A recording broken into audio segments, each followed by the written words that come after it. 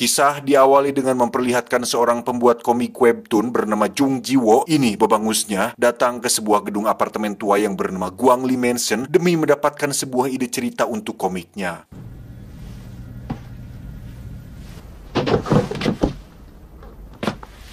Di sana Jiwo bertemu lelaki paruh baya yang merupakan pengurus mansion tersebut yang sudah dia telepon sebelumnya, di mana Jiwo meminta izin untuk merekam percakapan tersebut dengan alasan hanya untuk rekaman pribadinya saja. Si abah pengurus mansion pun bertanya kenapa seorang penulis kartun datang ke mansion ini. Jiwo menjawab bahwa dia telah banyak mendengar cerita yang beredar jika banyak kejadian aneh yang terjadi di mansion ini. Saat itulah beliau mulai bercerita jika dulu sekali terjadi sebuah kebakaran yang dimana semua orang dewasa lari menyelamatkan diri tanpa ingat dengan anak-anak mereka, yang alhasil membuat anak-anak yang ditinggal tersebut habis terbakar. Dan sejak peristiwa itulah orang-orang mulai mendengar suara-suara aneh dan mengalami berbagai kejadian mistis yang tidak bisa dijelaskan dengan nalar manusia. 어느 날 화재가 났지. 애들은 전부 다 죽었지. 어른들이란 사람들은 자기 먼저 살겠다고. Salah satu orang yang mengalami fenomena itu adalah seorang penulis novel bernama Lee Hyun. Saat itu dia memutuskan untuk pindah kamar ke lantai 5, lebih tepatnya kamar 504. Di situ Lee mendekatkan telinganya ke lantai karena mendengar suara anak kecil yang ketika bertanya ke si agen perumahan apakah ada anak kecil di lantai bawah. Si agen menjawab bahwa mungkin saja karena banyak anak-anak yang datang dan pergi di waktu liburan. 애들 살아요? 애들은 이따가도 없고. Singkat cerita, malam pun keeng. Terlihat Lee baru saja selesai dengan pekerjaannya, kemudian menutup laptop dan mengambil minum, dan tiba-tiba terdengar suara ketukan dari lantai bawah disusul dengan bunyi telepon yang berasal dari istrinya. 잘 들었는데, 당신 미쳤어! Terjadi pertengkaran akibat Lee yang memilih untuk tinggal di apartemen hanya untuk menyelesaikan padamelannya, sedangkan anak dan istrinya disuruh tinggal di rumah karena dianggap pengganggu dan terlalu berisi ketika Lee sedang bekerja. 이것만 하고 나면은 당신하고 나하고 애하고. Saat menelepon, Lee pun cukup dibuat terkejut saat melihat laptopnya sudah terbuka, yang seingat dia dan kita, tadi Lee sudah menutup dan mematikan laptopnya.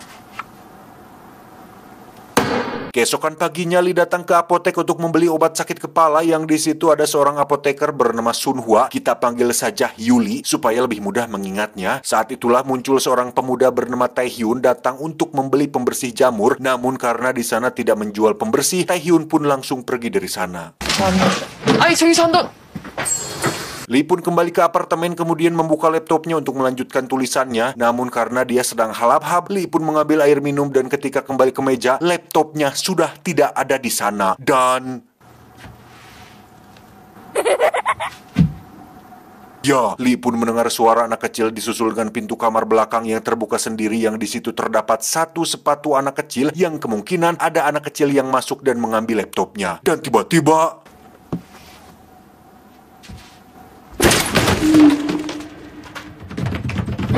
yakin jika ada anak kecil yang mencuri laptopnya, Lee pun menemui abah pengurus mansion untuk memeriksa CCTV, yang ternyata tidak ada anak kecil sama sekali yang berada di apartemen tersebut. Lee pun segera pergi ke lantai bawah, lebih tepatnya lantai 4, yang dimana dia sering mendengar suara anak kecil dari sana. Ketika Lee mengintip satu ruangan dari jendela, Lia pun melihat beberapa pasang sepatu anak kecil yang tersusun rapi. Lantas Lee pun membuka lemari di depan pintu dan menemukan satu sepatu yang sama dengan sepatu yang dia temukan di kamar. Yakin jika anak-anak kecil ini telah iseng mengambil laptopnya, Lee pun mengantongi semua sepatu tersebut dan membuangnya ke tempat sampah sebagai luapan emosi atas ulah anak-anak tersebut. 하여튼 요새 애들 끼들. Singkat cerita, malam pun molor. Tengah malam Lee pun dibangunkan dengan suara ketukan pintu yang setelah diperiksa tidak ada apa-apa. Namun ketika berbalik, betapa ngejenghoknya si Lee saat melihat sepatu anak kecil yang dibuangnya tadi tiba-tiba sudah ada di sana. Dan untuk kedua kalinya, Lee pun melihat sosok anak kecil yang berlari sangat cepat disusul dengan suara ketukan dari luar kamar, yang ketika diintip ada 3 anak kecil dengan posisi balik kanan. Dan tiba-tiba...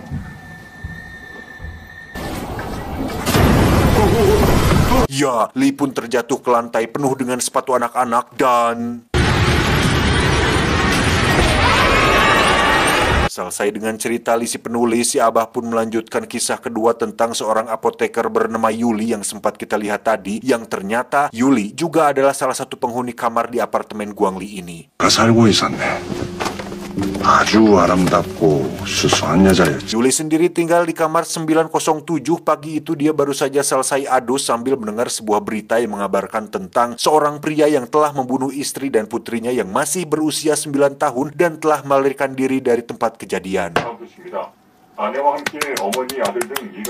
Sampai di apotek tempat kerjanya muncullah Lee untuk membeli obat sakit kepala dan Samsul yang ingin membeli obat jamur, yang ternyata timeline atau garis waktu kisah si Lee tadi sama dengan garis waktu si Yuli yang sedang diceritakan saat ini. Setelah mereka berdua pergi, Yuli pun dikejutkan oleh sahabatnya yang bertanya, apakah kau masih pacaran dengan suami orang itu? Yuli pun menjawab, ya betul. Si sahabat pun memberi saran agar Yuli, janganlah macam tuh tak bagus, macam tak betul je. 유부남은 많은데 느끼한 건 아니거든. Tak lama pacarnya pun menelepon dan mengatakan akan datang ke sana untuk menginap, yang saat itu juga Yuli seketika dikejutkan dengan kemunculan si sahabat yang baru datang kerja dan mengatakan maaf terlambat. Lah, lantas siapakah yang mengobrol dengan Yuli tadi?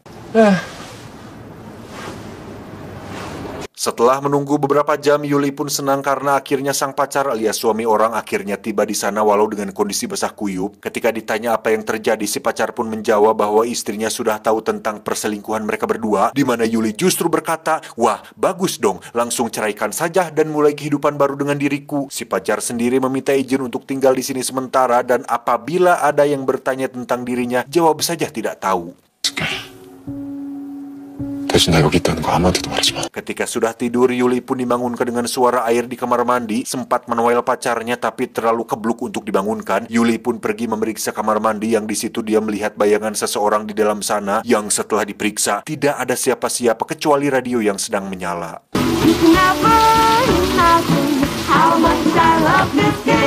Keesokan paginya ketika baru sampai di tempat kerja, Yuli pun didatangi oleh 2 detektif kepolisian yang bertanya tentang pacarnya kapan terakhir kali dia melihatnya, karena ternyata sang pacar sedang menjadi buronan atas kasus pembunuhan anak dan istrinya, yang saat itu juga langsung membuat langkah Yuli terhenti tatkala teringat dengan berita seorang suami yang tega membunuh istri dan putrinya yang masih berusia 9 tahun. 오빠? Bukannya takut atau melaporkannya ke polisi, Yuli yang sangat mencintai suami orang dan menjunjung tinggi kode etik seorang pelakor pun justru berniat untuk kabur bersama sang pacar, di mana saat si pacar sedang mandi, di situ Yuli melihat pakaiannya penuh dengan darah, kemudian merapikannya dan meminta si pacar untuk segera membereskan mandinya karena mereka berdua harus secepatnya kabur dari apartemen tersebut. Saat itulah Yuli dikejutkan dengan seseorang yang mengetuk dari luar, yang setelah diintip ternyata itu adalah si pacar yang baru datang. Lah, lantas siapa yang sedang mandi? Sempat bingung dan takut, Yuli pun ditelepon oleh pacarnya yang berada di luar, yang setelah yakin Yuli pun membukakan pintunya. Si pacar kemudian mengambil palu dan perlahan mendekati kamar mandi itu dan...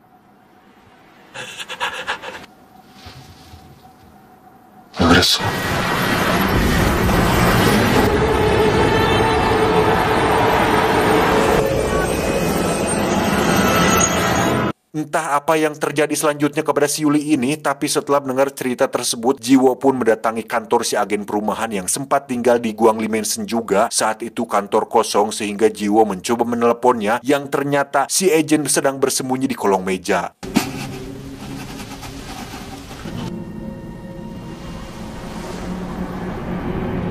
Ketika Jiwo bertanya tentang kenapa dia begitu ketakutan, si agen pun mulai menceritakan pengalamannya ketika tinggal di sana. Saat itu dia kebetulan tinggal di kamar 708, tepat saat dirinya sedang menunjukkan kamar seorang penghuni baru yang ternyata adalah Lee, si penulis novel.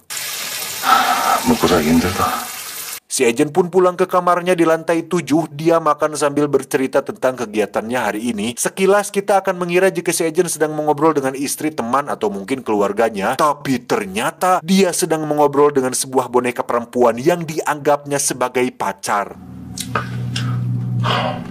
Sampai di sini sudah jelas bahwa si agen ini mengidap kelainan yang disebut dengan agalmatofilia, sebuah kelainan mental yang membuat penderitanya memiliki ketertarikan atau hasrat seksual terhadap benda mati yang berbentuk manusia seperti boneka, manekin, patung, jenglot, transformer, Buzz Lightyear, patung Sphinx, dan lain-lain. Si agen pun memberikan sebuah gelang kepada pacarnya sebagai hadiah atas pencapaiannya hari ini berhasil mendapatkan satu pelanggan, yaitu Silly, di mana kepala boneka tersebut tiba-tiba terbuka ke belakang, dan sambil membetulkan kepalanya, si agen pun berjanji dan mengatakan bahwa dia sudah menghubungi kantor pusat untuk segera memperbaikinya.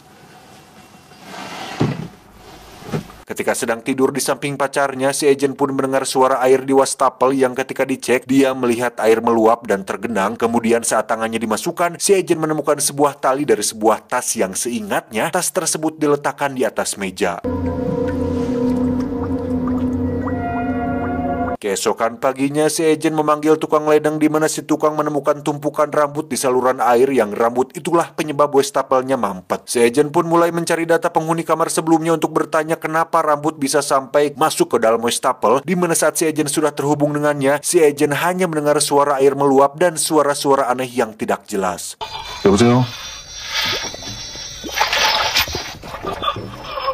여보세요? Saat pulang, si Ejen pun menghubungi kantor pusat pembuat boneka ini. Dia mengatakan sudah membungkus bonekanya sesuai permintaan dan berharap kurir segera mengambilnya untuk diperbaiki. Ketika menyalakan wastafel, si Ejen pun terkejut dengan air keruh yang masih meluap, pertanda si tukang ledeng tidak betul memperbaikinya. Lantas si Ejen pun mengambil HP untuk meneleponnya dan seketika terkejut tatkala melihat bonekanya sudah tidak ada di tempat. Dan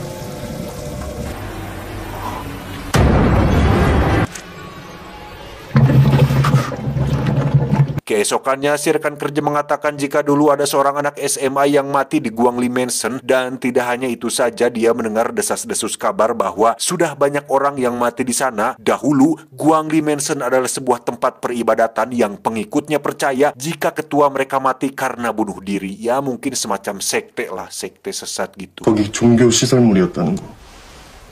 아, 왜 그 사이비 집단, 그 교주 따라서 집단 자살도 하고. Singkat cerita, sang pacar akhirnya selesai diperbaiki, di mana si Ejen merayakannya dengan minum bersama, dan tiba-tiba terdengar suara air di wastafel. Lantas si Ejen pun menolehnya, yang betapa terkejutnya dia saat melihat si boneka tiba-tiba sudah ikut menoleh juga. Dengan flash HP-nya, si Ejen pun perlahan mendekati wastafel dan melihat sebuah kepala muncul dari dalam lubang, dan tiba-tiba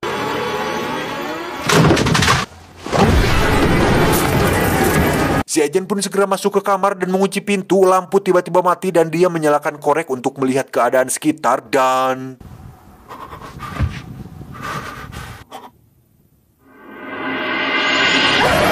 setelah menceritakan kisahnya, Jiwo menjadi paham kenapa si Ejen sangat ketakutan. Dia percaya bahwa itu semua terjadi akibat kutukan para pengikut kelompok sesat peribadatan yang tidak suka dengan si Ejen yang telah memasarkan apartemen berhantu tersebut. Jiwo pun terkejut ketika melihat kedua tangan si Ejen sudah buntung, di mana hal itu dia lakukan supaya berharap kutukannya tidak terus nunutur.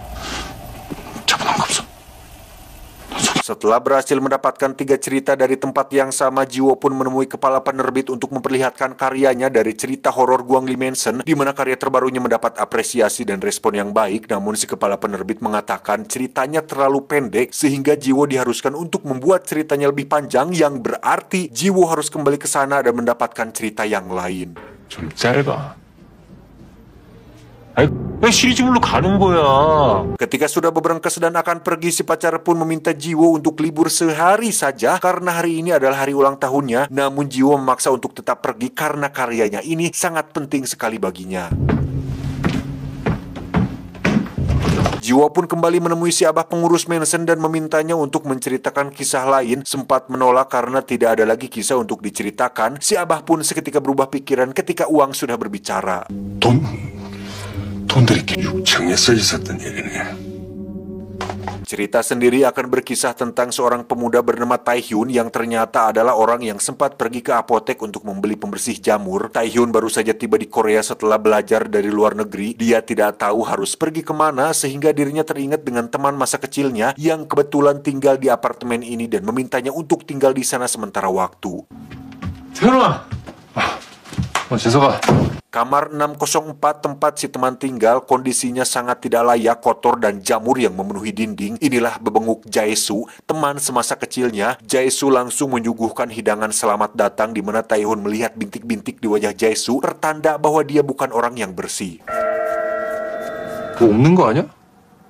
야, 내가 없는 거면 너한테. Taehyun pun berterima kasih kepada Daesu karena telah mengizinkannya tinggal sementara selama 2 minggu di sini. Jae-soo menjawab agar Taehyun jangan sungkan karena orang tuanya pun sudah mengizinkan apabila Taehyun ingin tinggal lebih lama di sini. Seketika Taehyun terkejut dengan ucapannya karena seingat dia kedua orang tua Jae-soo sudah meninggal sejak lama dan Taehyun memilih untuk diam saja daripada mengungkit dua almarhum yang telah tiada. Taehyun pun kembali dibuat terkejut ketika melihat makanan yang dihidangkan sudah busuk dan berjamur. Namun anehnya, Jae-soo tetap lahap makan seolah semua makanannya fresh dan masih baik-baik saja.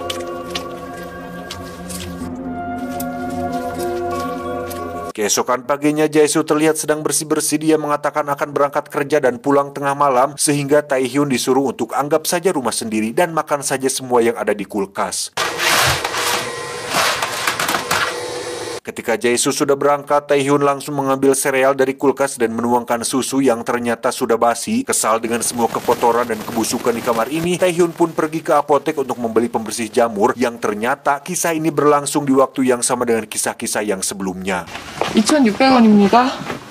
Setelah membeli pembersih jamur dari Yuli Swalayan, Taehyun segera pergi membersihkan seluruh ruangan. Sempat melihat sosok manusia yang terbentuk dari jamur. Tanpa berpikir aneh-aneh, Taehyun pun segera membersihkannya. Selesai dengan ruang utama, Taehyun pun masuk ke sebuah kamar yang di situ terdapat foto keluarga Jae-soo, di mana jamur di kamar ini jauh lebih parah daripada di ruangan lain, sehingga Taehyun secepatnya membersihkan kamar itu juga.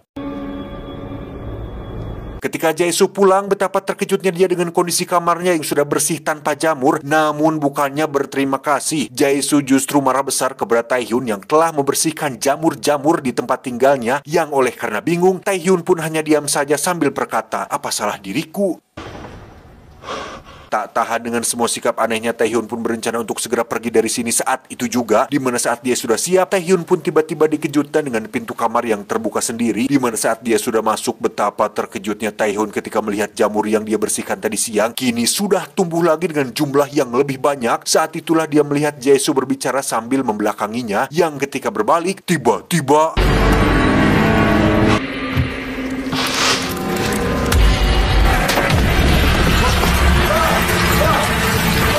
selesai dengan cerita tersebut, Jiwo pun bertanya kenapa kejadian-kejadian seperti ini terus terjadi. Apakah benar Guang Li Mensen itu telah dikutuk? Si Abah pun menjawab jika Jiwo benar-benar ingin mengetahuinya lebih dalam, Jiwo bisa periksa sendiri satu kamar yang sebenarnya sudah ditutup sejak lama, di mana kamar tersebut mungkin akan menjadi jawaban atas pertanyaan Jiwo barusan. 두세 가면 알 수 있을지 모르지. 왜 이런 일이 벌어지는지. Tepat di waktu yang bersamaan, pacar Jiwo pun terlihat sedang memutar satu persatu kaset rekamannya, di mana si pacar penasaran tentang apa saja kisah yang selama ini sedang dicari oleh Jiwo kekasihnya. Kembali ke Jiwo yang sudah berada di depan kamar 1504 yang kata si Abah sudah ditutup sejak lama. Di situ Jiwo melihat begitu banyak kertas mantra. Juga ada satu lemari besar yang di depannya tergeletak sebuah kaset yang sepertinya sengaja diletakkan oleh si Abah di sana. Jiwo pun memutar kaset rekamannya yang ternyata adalah suara si Abah yang sedang bercerita bahwa dirinya bukanlah pengurus Mensen yang sesungguhnya. Sama seperti Jiwo yang seorang pendatang, awalnya si Abah datang ke sini untuk mencuri uang milik para pengikut sekte yang katanya disimpan dan ditinggalkan dalam brankas. 사실 고려할 게 있네. Malam itu dia dan adiknya Samsul nekat datang ke sini karena sudah kepepet tidak memiliki biaya untuk operasi ibu mereka yang sedang sakit. Sempat mendengar suara aneh di lorong, si Abah pun meyakinkan Samsul untuk hiraukan saja, fokus ke uangnya jika ingin ibu mereka berdua cepat sembuh. Sampai di kamar 1504 tempat Jiwo sedang mendengarkan kisah ini, Samsul melihat begitu banyak kertas mantra dan satu lemari yang saat ketakutan sudah menyelimutinya. Tiba-tiba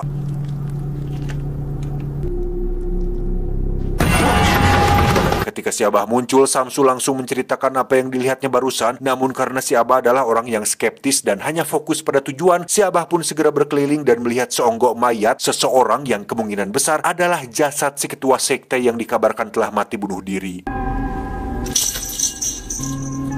Yakin jika di dalam lemari tersebut ada banyak uang yang tersimpan, si Abah pun nekat mengambil kunci yang ada di dalam mulut jasad tersebut, membuka lemarinya dan menemukan begitu banyak uang tersimpan di sana. Saat itulah Samsul mendengar suara rantai yang melilit di kaki si jasad, di mana saat Samsul menoleh balik, Samsul langsung dibuat terkejut dengan menghilangnya si Abah dan hanya menyisakan tas beserta tumpukan uang yang tergeletak di bawah lemari. Tanpa pikir panjang, Samsul segera mengambil uangnya dan pergi dari sana. Di mana saat dirinya akan pergi, tiba-tiba muncullah si Abah yang bertanya, "Kenapa kamu mantok sendirian meninggalkan diriku?" Saat tinggal injak gas dan secepatnya kabur dari sana, Samsul kembali dibuat final terkejut saat melihat si Abah seketika berubah menjadi seorang jasad dan...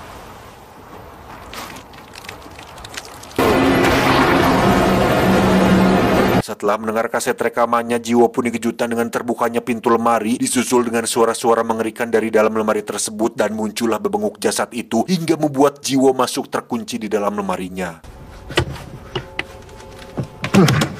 Tak lama datanglah si Abah yang mengatakan bahwa pertemuan mereka berdua sangat berkesan dan terima kasih telah menemaninya mengobrol selama beberapa hari ini. Lantas si Abah pun berjalan pergi meninggalkan Jiwo, di mana tubuh si Abah tiba-tiba berubah menjadi bentuk tubuh si Jiwo yang hal itu sangat-sangat mengerikan.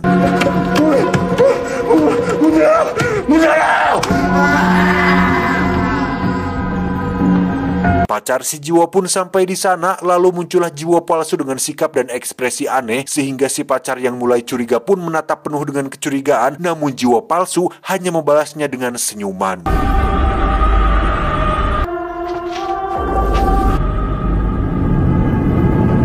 Tamat ending yang cukup membagongkan. Sepertinya semua yang terjadi di Mansion ini adalah ulah dari hantu, mungkin ya, dari sekte akibat kutukan daripada pengikutnya. Dan mungkin si Abah juga, kalau kalian perlu mau tahu, itu si Abah hantu juga. Kayaknya hantu juga gitu. Yang untuk menjebak si Lee ini kepenasaran. Makanya itu deh, jangan penasaran gitu ya. Jangan terlalu penasaran dengan sesuatu sehingga mengakibatkan kita akan mengalami hal-hal yang mengerikan seperti musibah seperti ini, seperti si Jiwo ini. Jadi jangan terlalu penasaran lah, jangan terlalu tertantang oleh sesuatu gitu. Pesan yang bisa kita ambil dari film ini adalah jangan terlalu penasaran.